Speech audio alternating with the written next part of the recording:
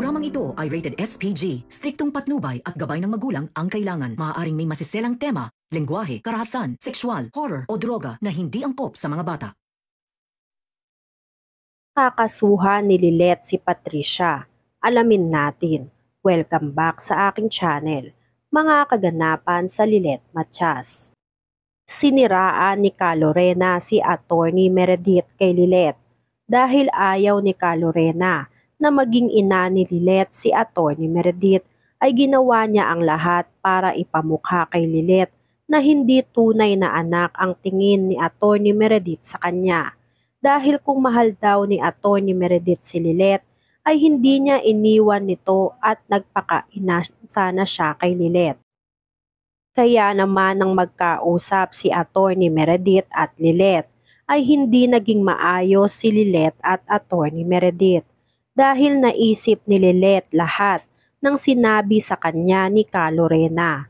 Ayaw ni Lilet na pagbigyan si Attorney Meredith kahit na nga nagmamakaawa na ito kay Lilet, nabigyan pa siya ng pangalawang pagkakataon para makabawi kay Lilet at makapagpaliwanag ng side niya. Ngunit matigas na ang puso ni Lilet. Pinilit ni Lilet na hindi maging malambot sa harap ni Attorney Meredith kahit iyak na rin nga ng iyak si Attorney Meredith sa pagmamakaawa kay Lilet. Nabigyan pa siya ng pagkakataon para makabawi. Nang makita ni Calorena si Attorney Meredith na tila pinipilit si Lilet na makipag-ayos sa kanya, ay pinahinto niya si Attorney Meredith sa ginagawa niya. Nagalit si Attorney Meredith kay Calorena dahil malamang raw ay sinulsulan at may sinabi si Calorena kay Lilet, kaya ganun na lang ang galit ni Lilet sa kanya.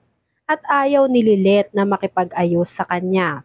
Hindi na sumagot si Calorena dahil si Lilet na mismo ang sumagot kay Attorney Meredith na sariling desisyon at kagustuhan raw ni Lilet na iwasan na si Attorney Meredith dahil kontento na raw si Lilet sa kung anong meron siya dahil meron naman daw siyang tinang ses na tunay na nagmamahal sa kanya at hindi siya iniwan.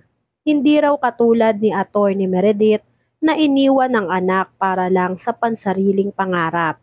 Nasaktan ng husto si Attorney Meredith sa mga sinabi ni Lilet sa kanya.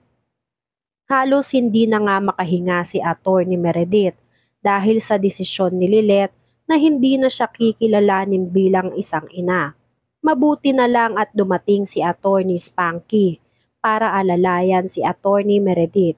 Pinainom ni Attorney Spanky si Attorney Meredith ng gamot niyang pampakalma. Hindi matanggap ni Attorney Meredith na lalayuan na siya ng sarili niyang anak. Malakas raw ang kutob ni Attorney Meredith na may kinalaman si Calorena sa naging desisyon ni Lilet. Panigurado raw na kung ano-ano ang sinabi ni Calorena kay Lilet para masiraan siya kay Lilet. Sinabi ni Attorney Spanky dito kay Meredith na hayaan na muna si Lilet na makapag-isip pa dahil malamang raw ay gulong-gulo pa rin ang utak ni Lilet sa mga nangyari. Kaya bigyan muna raw ni Attorney Meredith ng oras si Lilet. Panigurado naman raw na maghihilom rin lahat ng sugat at sakit na nararamdaman ni Lilet para kay Attorney Meredith. Ang kailangan lang raw ni Attorney Meredith ay intayin si Lilet kung kailan ito magiging handa sa pagtanggap sa kanya bilang ina. Kinabukasan, wala pa rin sa sarili si Lilet. Tulala pa rin at iniisip kung tama ba ang desisyon niya na iwasan ang sarili niyang ina. Pero pumasok pa rin si Lilet sa firm para makapagtrabaho. Pagdating ni Lilet sa firm ay bigla na rin dumating si Estar Valencia. Itutuloy na raw ni Estar ang paghingi ng tulong nito kay Lilet para makuha ang kustodiya ng anak niya.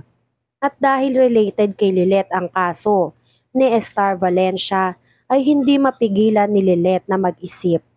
Kaya habang kausap ni Estar si Lilet ay hindi ito makausap ng maayos dahil nakatulala lang si Lilet habang malalim ang iniisip. Napansin ni Bonnie na malalim ang iniisip ng kaibigan na si Lilet. Kaya nang tanungin ni Estar si Lilet kung ano ang magandang gawin sa pagbawi ni Star sa anak niya ay hindi agad nakasagot si Lilet.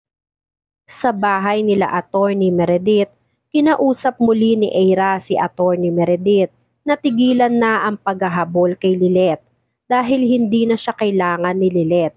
Ngunit sinabi ni Attorney Meredith na anong gustong mangyari ni Eira, ang magpanggap si Attorney Meredith na hindi nag-e-exist sa mundo si Lilet para hindi na niya habulin?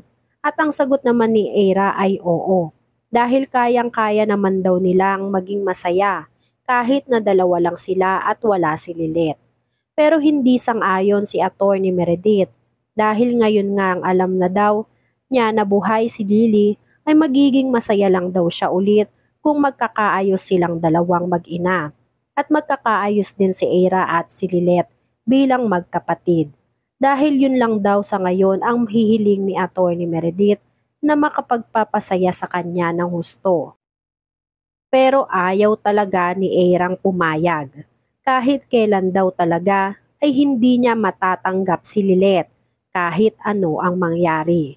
Kahit mamatay pa raw siya at hindi niya magagawang tawagin na ate si Lilet. Dahil ang tingin raw ni Eira kay Lilet ay isang mortal na kaaway. Kaya wag na raw umasa si Attorney Meredith na magkakaayos pa silang dalawa.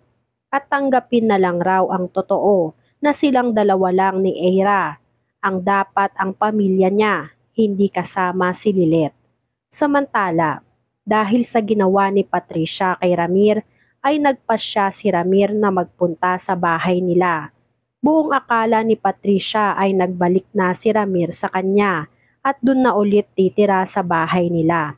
Ngunit mali pala ang hinala ni Patricia dahil nagpunta lang daw si Ramir sa bahay nila para sabihin na maghiwalay na silang dalawa. Dahil hindi na raw kayang pakisamahan pa ni Ramir ang asawa niyang si Patricia dahil sa ugali nito. Nagmakaawa si Patricia at humingi ng isa pang chance kay Ramir at aayusin na raw niya ang sarili niya at pipilitin na tanggapin si Lilet sa buhay nila. Pero desidido na si Ramir sa hiwalayan nilang dalawa. Sinabi ni Ramir na nakapag-file na siya ng annulment nilang dalawang mag-asawa. Iniwan ni Ramir si Trixie at si Patricia na luhaan. Kaya ang sinisi ni Patricia ay walang iba kundi si Lilet. Kaya dali-daling pumuntahan ni Patricia ang bahay nila Lilet. Si Tinang Ses ang naabutan ni Patricia at hinanap si Ramir. Nagpang-abot si Patricia at si Tinang Ses dahil sa panlalait ni Patricia kay Lilet. Naghampasan sila ng walis dahil sa inis nitong si Patricia. Inis na inis rin si Tinang Ses kay Patricia dahil nilait nito ang anak-anakan niyang si Lilet. Saan kaya hantong ang galit ni Patricia? Yan nga ang mga kaganapan at mga dapat nating abangan dito sa Lilet Matias. Kung gusto nyo pa ng mga gantong klaseng video, ay mag-subscribe at i-like itong video na to. Maraming salamat po.